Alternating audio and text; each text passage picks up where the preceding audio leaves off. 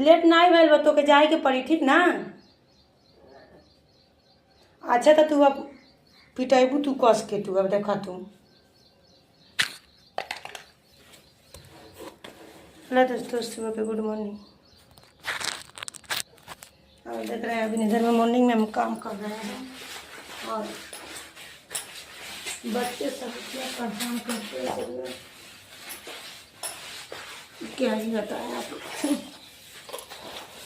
तो मेरा चैनल में आप लोग का स्वागत है, सपना रानी 92। तो आप लोग जाइएगा, ढेर सारा प्यार भी कर दीजिएगा, लाइक मत भूलिएगा। और देखिए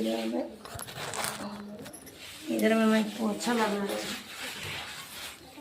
देख रहे हैं इधर में पोछा लगा रहा है।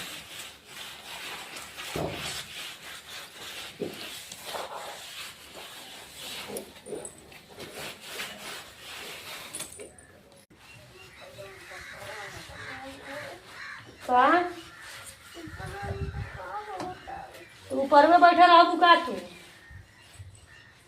जवान पहले लेटरिंग करे जो तुरंत जाओ लेटरिंग करे।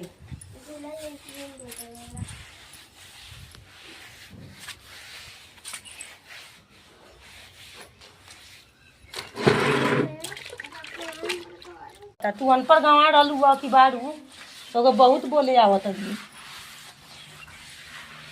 तो बहुत मन करता अनपढ़ गंवार रहे के।